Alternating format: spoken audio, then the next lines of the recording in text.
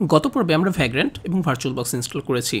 ভ্যাগ্রান্ট পরিচিতির এই পর্বে আমরা দেখব যে কীভাবে আমরা একটা নতুন বক্স ইনস্টল করতে পারি, নতুন বক্স শুরু করতে পারি এবং সেখানে আমরা আমাদের পছন্দের লিনাক্স ডিস্ট্রিবিউশন ইনস্টল করতে পারি। ঠিক আছে, তো প্রথমেই যেটা করতে হবে সেটা হলো আমরা এখানে আসবো atlas.hashicorp.com।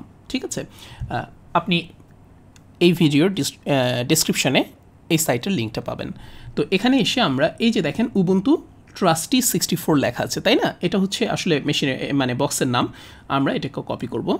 কপি করে আমরা যেটা করব, এখানে এসে মনে করেন একদম নতুন একটা ডিরেক্টরি, একদম ফ্রেশ একটা ডিরেক্টরি, আর কিছু নাই। আপনি ভার্চুয়াল বক্স চালাবেন, ভার্চুয়াল বক্স চলতে থাকবে পিছনে।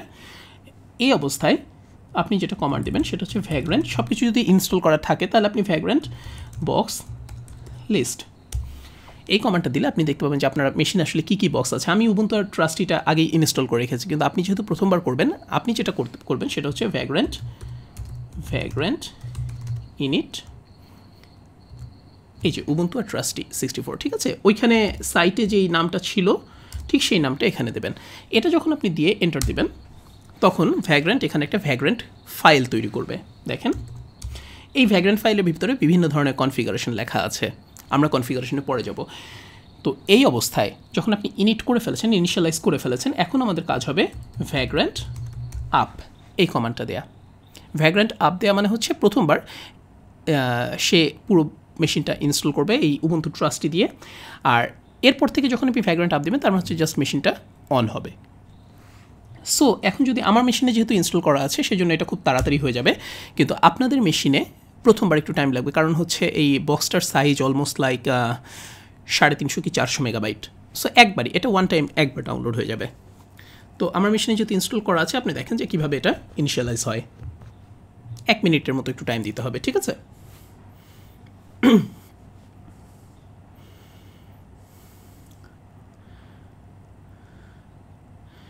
তো একবার যখন আমার ইনস্টলটা হয়ে গেল,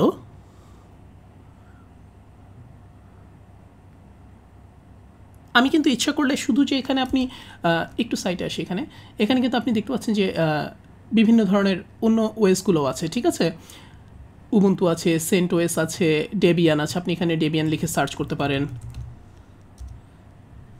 অথবা সরাসরি আপনার ধরেন যদি ডেবিয়ান 7 ইনস্টল করতে চান, এই যে ভ্যাগ্রান্ট বক্সেস এখানে এসে ডেবিয়ান 7.0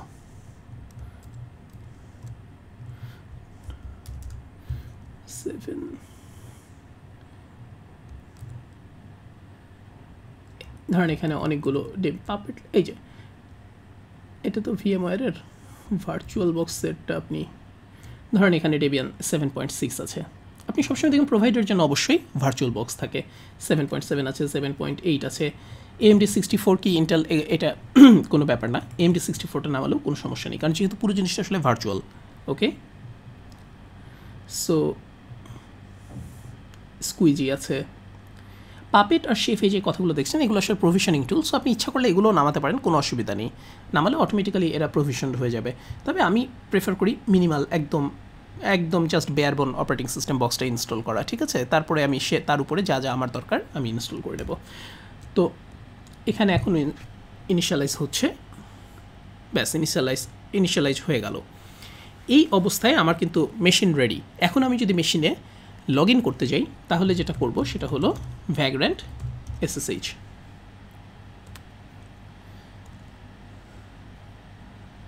দেখেন এখানে আমি এখন পুরোপুরি নতুন একটা আমার যে উবুন্টু মেশিন এটাতে কিন্তু আমি চলে এসেছি। ঠিক আছে, আমি দেখতে পাচ্ছি এখানে লিনাক্সে আছে। আমি কিন্তু আসলে আমার হোস্ট মেশিনটা কিন্তু ম্যাক, কিন্তু গেস্ট মেশিনটা হলো কি উবুন্টু ট্রাস্টি।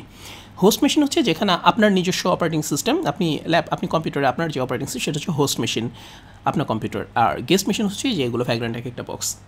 তো এই অবস্থায় আমরা ইচ্ছে করলে এখানে apt get আপডেট চালাতে পারি, তারপর অন্যান্য যা যা, এটা এখন পুরোপুরি একটা স্বয়ংসম্পূর্ণ মেশিন। এখানে আপনি এখন যা যা ইচ্ছা তাই করতে পারবেন। এক্সিট করতে চাইলে আপনি যদি, এখন কিন্তু আপনি অন্য একটা ইউজার আছেন। ঠিক আছে, ভ্যাগ্রান্ট ইউজার হিসেবে আছেন এটা কিন্তু রুট হিসেবে না। আপনি যদি রুটে যাইতে চান তাহলে sudo su দিলে আপনি এখন রুটে চলে গেলেন। ওকে, এক্সিট।